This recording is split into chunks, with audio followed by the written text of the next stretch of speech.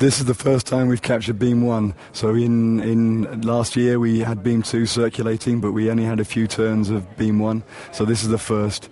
And this tells us a lot of things. It tells us that the magnetic properties of the machine are good, that the aperture's clear, there's nothing sticking into the beam pipe anywhere. So it's a very, very encouraging sign and remarkable progress. Well, between calling them and getting capture, it must have been 25 minutes. The same thing last year, if you remember, took us almost 10 hours. But this time the beam was in such good shape and making so many turns, you could see that it would be a triviality to capture it.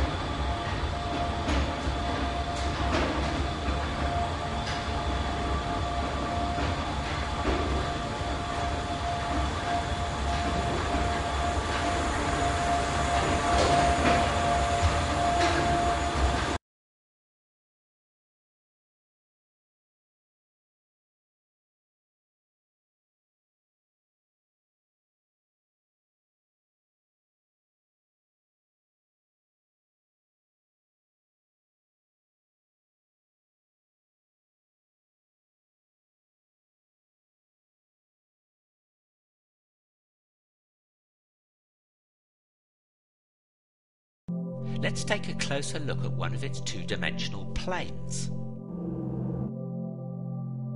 Look closer. It's possible that tiny extra dimensions, whose shadows are known as Calabi Yaos, are lurking there.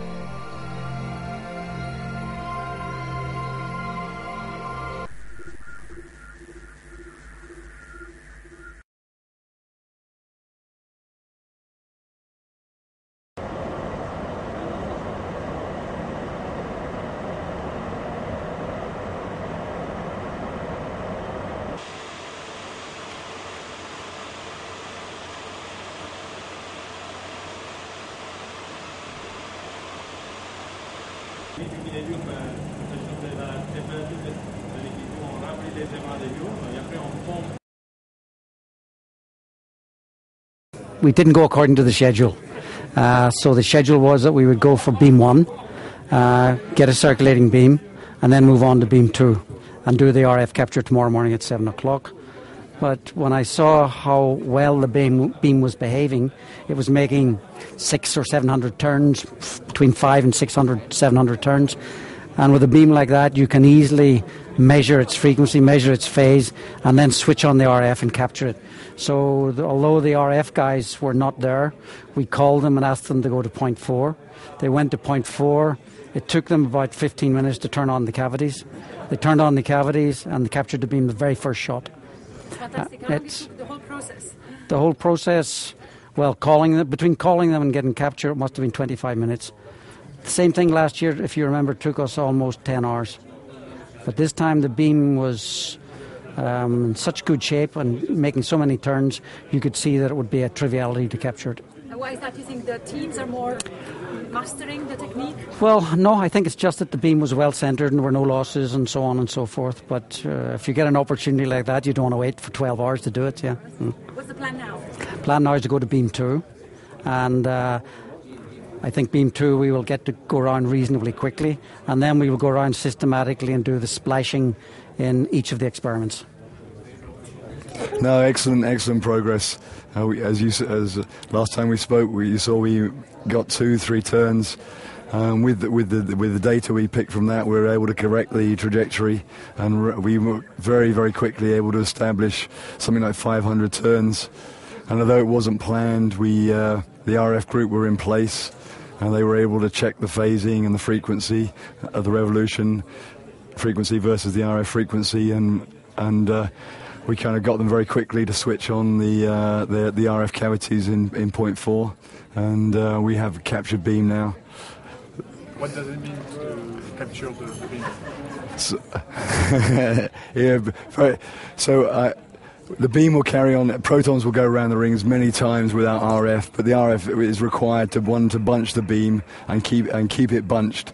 So this is very important because the beam instrumentation needs that kind of that peak intensity to trigger it. And so once the beam's captured and bunched, we can observe, we can measure the closed orbit, we can measure the tune, etc., and carry on making adjustments to the beam parameters. So this is a very important step.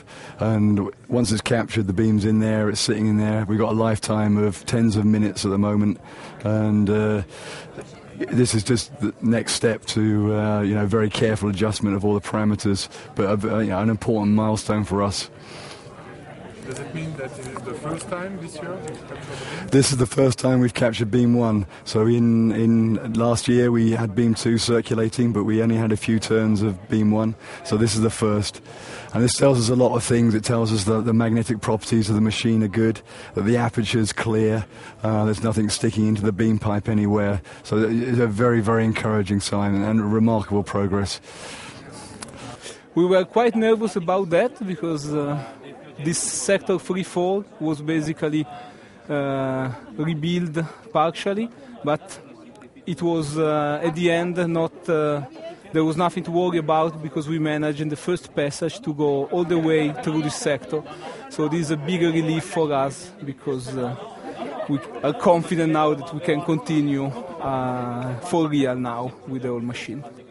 Now, if we want to make a top quark at the Large Hadron Collider, when we start up this project, theoretical physicists think in a peculiar way. We have on the coffee tables, we have a glass where and pens. Derivative psi h. And these are, I chose the rest frame, so the frame where he's at zero velocity equals 0. And these are 4 component spinors, but they satisfy a project. 0 alpha times psi h